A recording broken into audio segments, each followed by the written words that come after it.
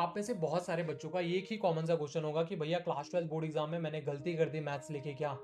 10th में भी मैंने मैथ्स लिया था, मैथ्स की वजह से मेरे परसेंटेज गिर गए थे, जबकि सबसे ज्यादा समय हमने मैथ्स को दिया था। अब क्लास 12 बोर्ड एग्जाम में भी ऐसा ना हो कि मैथ्स की वजह से हमारे परसेंटेज गिर जाए, हमारे मार्क्स नहीं आए मैथ्स में। 11th में मैथ्स में ऐसा ही कुछ हुआ आपके साथ। बच्चों आपको ना पता ही नहीं है, आपको क्या 90 to 95% बच्चों को मैथ्स इसलिए टफ लगता है क्योंकि उनको पता ही नहीं कि मैथ्स को स्ट्रॉन्ग कैसे करना है। मैथ्स सबसे ज्यादा वीक इसलिए होता है क्योंकि बचपन से हमारे माइंड में फीड कराया गया कि मैथ्स टफ सब्जेक्ट है। आपको एक रियल स्टोरी बताता हूँ बच्चों। दिस साइड योर जय भैया, यो शुक्ला भैया आपको मैथ्स के साथ इस मोहब्बत प्यार कराएंगे। आप इस चैनल को सब्सक्राइब करके वीडियो को लाइक कर दीजिएगा। आई होप आप एकदम बढ़िया होंगे, खुश होंगे, मुस्कुरा रहे होंगे और प्यारे तरीके से। पहले स्टोरी को समझते हैं, फिर मैं आपको पूरा स्ट्रैटेजी बताता हूँ मैथ्स को स्ट्रॉन्ग कैसे करते हैं। बच्चों, यूनिवर्सिटी ऑफ कैलिफोर्निया में एक बहुत अच्छे प्रोफेसर थे। उन प्रोफेसर का नाम था जेरजी नेमन। बहुत प्यारे प्रोफेसर थे, सारे बच्चे उनसे प्यार करते थे, बहुत प्यार करते थे। उनके पढ़ाने का तरीका बहुत अच्छा था और वो भी अपने बच्चों से इतना ही प्यार करते थे। बट होता ना, एक क्लास में हर टीचर का कोई ना कोई प्यारा बच्चा होता है, तो उनके भी क्लास में एक बदमाश बच्चा था, उनकी नजर में बदमाश था। क्योंकि वो बच्चा कुछ ऐसा था ना, हमेशा लेट होता था, उनके लेक्चर्स में हमेशा लेट होता था। और वो उससे बहुत चिढ़े रहते थे कि यार ये हर बार मेरे लेक्चर्स में लेट आता है। और उस बच्चे की प्रॉब्लम नहीं थी, क्योंकि यार उसका कुछ ऐसा हो ही जाता था, वो चीजों को भूल जाता था और वो इतना लेट हो जाता था। एक दिन उसने क्या किया, इतना लेट हो गया, इतना लेट हो गया भाई साहब कि वो स्कूल में जैसे आता है, कॉलेज में आता है, देखता है कि यार पूरी क्लास खाली है, बेंच पे एक भी बच्चा नहीं है। भाई साहब जल्दी नहीं आए थे, लेट आए थे, इतना लेट आए थे कि एक भी बच्चा नहीं था, सारे बच्चा घर जा चुका था, प्रोफेसर भी घर जा चुके थे, कॉलेज बंद हो चुका था। तो उसने बोर्ड पे देखा कि आज ये प्रोफेसर का लेक्चर था, प्रोफेसर ने क्या पढ़ाया। देखा कि बोर्ड पे यार दो क्वेश्चन लिखे हुए हैं। अब उसने उस दोनों क्वेश्चंस को अपनी नोटबुक में कॉपी कर लिया। फिर उसके बाद वो घर जाता है, खाना वाना खाता है, फिर सोचता है कि यार ये प्रोफेसर ने ये जो दो क्वेश्चन लिखे थे ना, ये होमवर्क दिया होगा हमें सॉल्व करने के लिए। वो बैठ जाता है अपने होमवर्क को करने के लिए। अब होमवर्क करने जाता है, क्वेश्चंस यार बन नहीं रहे, बट उसके मन में ना एक डर था, एक फियर था कि भैया अगर मैं क्वेश्चंस नहीं करके जाऊंगा तो लोगों के सामने फिर से मैं डांट खाऊंगा। तो वो क्या करता है, क्वेश्चंस को लगाते जाता है, एक दिन, दो दिन, तीन दिन बीत जाते हैं, आखिरकार वो क्वेश्चन सॉल्व कर लेता है। फिर जाता है एकदम बढ़िया से चौड़ में, यार मैंने क्वेश्चन अपने होमवर्क करके आया हूं मैं। प्रोफेसर के पास जाके डरते हुए जाता है, ऐसे चौड़ में नहीं जाता कि होमवर्क करके आया, डरते हुए जाता है कि यार मैं उस दिन नहीं आया था, फिर भी होमवर्क करके आऊं तो शायद थोड़ा सा मेरे टीचर खुश हो जाए। सर हो गया मेरा होमवर्क, टीचर ने लिया, ठीक है बेटा। क्या किया, होमवर्क हो गया, अच्छा। उन्होंने देखा, सोचा यार ये कौन सा होमवर्क मैंने दे दिया। उन्होंने देखा, अच्छा ये दो क्वेश्चन तुमने कर लिया बेटा। वो फिर आश्चर्यचकित हो जाए, अचंभे हो गए। अब आप सोच रहे हो कि भैया दो क्वेश्चन करने से इतने अचंभे कैसे हो गए। यार वो जो दो क्वेश्चन उन्होंने बोर्ड पे लिखा था ना, एक्चुअल में उस दिन उन्होंने ये बच्चों को बताया था कि बच्चों ये दो प्रॉब्लम, ये दो क्वेश्चन ऐसे हैं स्टैटिस्टिक के कि आज तक ना इसे कोई सॉल्व ही नहीं किया है। 25-30 साल हो गए, कोई बड़े से बड़ा प्रोफेसर सॉल्व नहीं कर पाया, यहां तक कि मैं भी इसे सॉल्व नहीं कर पाया।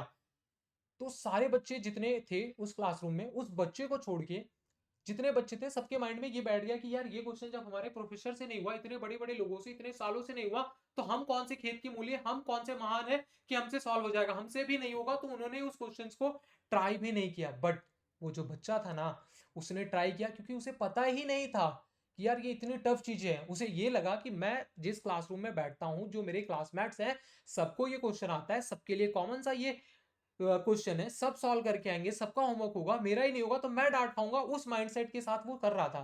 तो मोरल ऑफ द स्टोरी ये है बच्चों कि जब आप किसी भी चीज को पहले से ही टफ समझ लेते हो, पहले से ही हार्ड मान लेते हो ना, तो वो आपके माइंड में पहले से ही सिग्नल दे देता है कि ये तेरे से नहीं होगा। आपके साथ भी यही है, मैथ्स को आप पहले से ही टफ समझ चुके हो कि मेरे बस की बात नहीं है। मैथ्स को देखते हैं आपके पसीने छूट जाते हैं कि यार मैथ्स आ गया, अब तो यार नींद आएगी मुझे, मुझसे नहीं होगा। पहले ही आपने सिग्नल दे दिया माइंड को। ऐसा नहीं करना है, मैथ्स बहुत आसान है। और बच्चों आपको पता है, वो स्टूडेंट आगे चल के ना बहुत बड़े साइंटिस्ट बनते हैं, जिनका नाम था जिनका जॉर्ज डेंटजिंग। बहुत बड़े साइंटिस्ट, एक बार आप गूगल पे सर्च करना, ठीक है।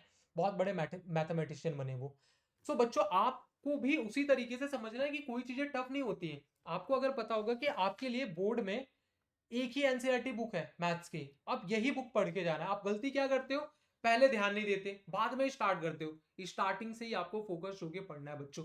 आपकी पहली प्रायोरिटी होनी चाहिए ना NCERT. NCERT is your first priority. आपकी ये श्रीमद भगवत गीता कह लूं, बाइबल कह लूं, कुरान कह लूं, सब कुछ आपकी यही बुक होनी चाहिए बच्चों, ठीक है।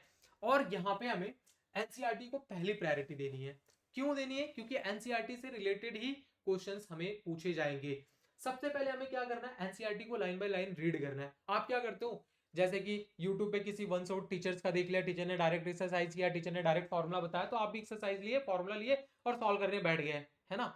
आपको ऐसा नहीं करना है, एनसीईआरटी को निकालना है। एनसीईआरटी में जो चीजें लिखी हुई है ना, वो बेकार में फालतू में नहीं लिखी हुई है, वो काम की चीजें हैं, आपको पढ़ना है। वो पढ़ने से आपको पता चलेगा कि यार ये चीजें क्यों बनी है, किस लिए ये हम पढ़ रहे हैं। वो जब आप रियल लाइफ से जुड़ोगे ना मैथ्स को, तब आपको मजा आएगा। यानी कि आपको बोर्ड के मैथ्स पढ़ने से पहले आपको एनसीईआरटी के सारी चीजें, जो भी हेडिंग है, जो भी वहां पे स्टोरी लिखी है, जो भी पैराग्राफ लिखे हैं, वो पढ़ना है। भले से आपको पूरी एक्सरसाइज आती है, उससे कोई लेना देना नहीं, बट ऊपर की सारी चीजें आपको पता होनी चाहिए। एनसीईआरटी को अच्छे से रीड करना है। सेकंड थिंग बच्चों, आपको सारे के सारे एक्सरसाइज के क्वेश्चन सॉल्व करना है। ये नहीं कि सिमिलर सिमिलर क्वेश्चन करके बाकी क्वेश्चन तो यार मुझसे हो जाएंगे, ओवर कॉन्फिडेंस कभी नहीं रखना है।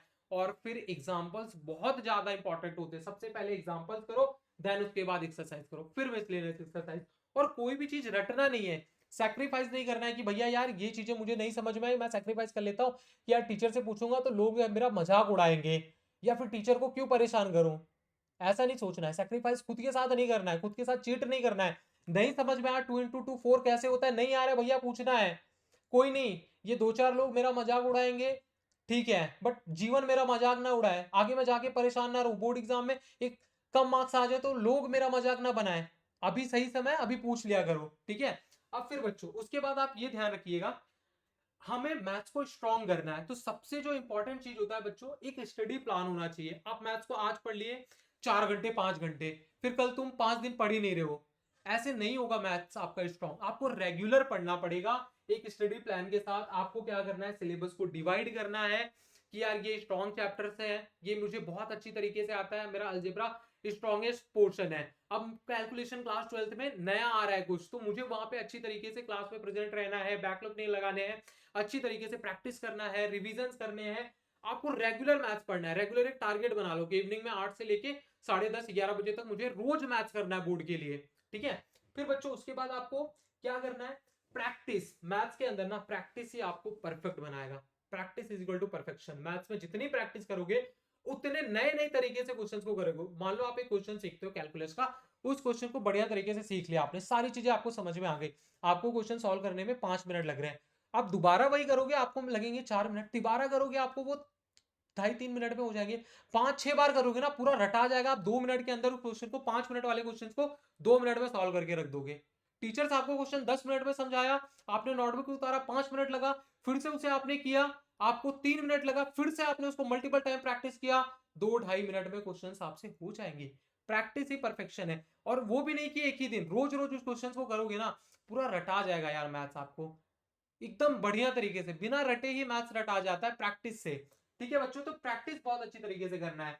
प्रैक्टिस हमें किस चीज की करनी है, न्यूमेरिकल्स की करनी है, और हर एक कॉन्सेप्ट एंड हर एक फॉर्मूले की करनी है। ऐसा भी नहीं कि हमें क्या करना है, एक्सरसाइज के सारे क्वेश्चंस कर लिए बस, नहीं, हमें न्यूमेरिकल्स को समझना है कि कैसे न्यूमेरिकल्स पूछे जाते हैं, फॉर्मूलाज कैसे डिराइव हो रहे हैं, ये फॉर्मूलाज यहाँ पे यूज हो रहा है तो फॉर्मूला कहां से आया, ये फॉर्मूला कैसे बन रहा है, किन चीजों से बन रहा है। फॉर्मूला का अगर डेरिवेशन आप सीखोगे ना, तो फॉर्मूला कभी भूलने की जरूरत ही नहीं होगी। फॉर्मूला कभी भूलने का आपको वो ही नहीं होगा कि यार भैया फॉर्मूला भूल गया, कंफ्यूजन ही नहीं होगा जब आप फॉर्मूले का डेरिवेशन सीखे रहोगे। और आपको क्या करना है, किसी भी चैप्टर को पढ़ रहे हो मैथ्स में, उसके प्रीवियस ईयर्स के पेपर कर लो।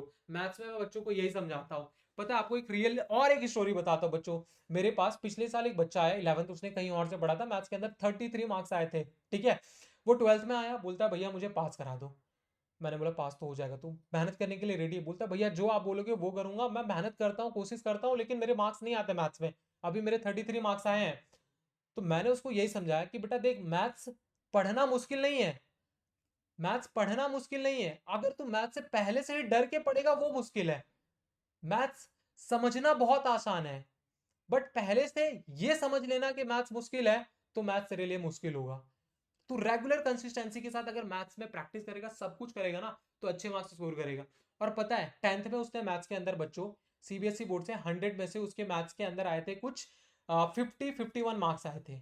और क्लास 12th में उसने मैथ्स के अंदर 78 मार्क्स स्कोर किया था मैथ्स में। इस तरीके से बच्चों कि रेगुलरिटी के साथ सारे यही शेड्यूल फॉलो करके आपको भी यही करना है। ध्यान से बच्चों, आपको क्या करना है, आप जब भी मैथ्स करने बैठो, आप किसी भी एक्सरसाइज को कर रहे हो, किसी भी चैप्टर को सॉल्व कर रहे हो, सबसे पहले आप क्वेश्चंस को सॉल्व करो। जहां पे आपसे मिस्टेक हो रही है तुरंत आप गाइड मत उठाओ, तुरंत आप सॉल्यूशन मत उठाओ, उसे पूरा का पूरा सॉल्व करो और फिर जहां पे मिस्टेक्स हो रही है ना वहां पे स्टॉप मत हो, लास्ट तक जाओ, फिर अपने मिस्टेक्स को एनालाइज करो, भैया ये मिस्टेक्स हो रही है, मिस्टेक बुक में एक मिस्टेक का पेज बना लो, ये चैप्टर में ये मेरी मिस्टेक्स हैं, और उस मिस्टेक्स को बच्चों आप दोबारा फ्यूचर में कभी मत करो, इस तरीके से वहां पे समझो, अपनी मिस्टेक्स को एनालाइज करो कि यार मुझे मिस्टेक्स नहीं करनी है, ठीक है। फिर बच्चों वहां पे हमें क्या करना है, हमें हर एक टाइप के try to solve question in different different ways. हमें क्या करना है, एक क्वेश्चन को अगर मान लो एक तरीके से सॉल्व किया, फिर आप ट्राई करो कि यार ये क्वेश्चंस को उस तरीके से क्यों नहीं सॉल्व कर सकते। एक एक्सरसाइज में ऐसे क्वेश्चन सॉल्व होते हैं, दूसरे एक्सरसाइज के क्वेश्चन क्या उस तरीके से हो सकते हैं, क्या इस क्वेश्चन को मैं और तरीके से सॉल्व कर सकता हूं। अगर आप किसी भी क्वेश्चन को सोचोगे समझोगे कि यार इस क्वेश्चन में ना मैं और क्या कर सकता हूं, चलो ऐसे तो मैंने कर लिया, और इसमें मैं क्या एक्स्ट्रा एड ऑन कर सकता हूं, इसके दूसरे मेथड में सीख लेता हूं। अभी बच्चों स्टार्टिंग फेज है, अभी समय है ये सारी चीजें करने का, तो अभी से एकदम बढ़िया तरीके से स्टार्टिंग से ही लग जाना, ठीक है। और आपको हर एक, देखो सबसे इंपॉर्टेंट क्या होता है ना मैथ्स के अंदर बच्चों, कि आप प्रीवियस सारे के सारे ईयर्स के जितने भी क्वेश्चंस है ना उसे लगाओगे, तो आपको ये पता चलेगा कि यार किस टाइप के क्वेश्चंस बोर्ड में पूछे जाते हैं, कैसे क्वेश्चंस को ट्विस्ट किया जाता है। सिलेबस तो सेम है एनसीईआरटी, बट क्वेश्चंस को कैसे घुमा फिरा के ट्विस्ट करके पूछा जाता है, अगर आप वैसे पढ़ोगे ना तो मैथ्स के अंदर 100% आप इंप्रूव करोगे। सो आई होप ये वीडियो आपको बहुत हेल्पफुल लगी होगी। सो बच्चों क्लास 12 बोर्ड एग्जाम मैथ्स में अगर आप अच्छे मार्क्स स्कोर करना चाहते हो, पूरी की पूरी मैथ्स आपको यहाँ पे एनसीईआरटी हो, एनसीईआरटी एग्जाम्पलर्स हो, एक्सरसाइज के क्वेश्चन हो, मिसलेनियस एक्सरसाइज के क्वेश्चन हो, प्रीवियस ईयर्स के क्वेश्चन पेपर हो, सीबीएसई के ऑफिशियल सैंपल पेपर हो, आपके किसी भी बोर्ड के ऑफिशियल सैंपल पेपर, मैथ्स के ट्रिक्स टिप्स सब कुछ बच्चों आपको यहाँ पे इस चैनल पे मिलेगा। आप 10th के स्टूडेंट्स हो, 12th बोर्ड के स्टूडेंट हैं, मेरे भाई छोटे बहन, कोई भी आपके जान पहचान में बोर्ड एग्जाम देने वाले तो ये चैनल ये वीडियो उनके साथ शेयर कर दीजिए। बोर्ड एग्जाम में पूरी की पूरी मदद बच्चों आपके लिए करने के लिए हम तैयार हैं। आपको बस लगना है, आपको बस समझना है, आपको फील करना है मैथ्स को, ठीक है बच्चों। सो जय Hind, see you in the next video, तब तक के लिए आप लोग खुश रहो, मुस्कुराते रहो, मुस्कुराहट के साथ बच्चों यहाँ पे बने रहो। जय हिंद।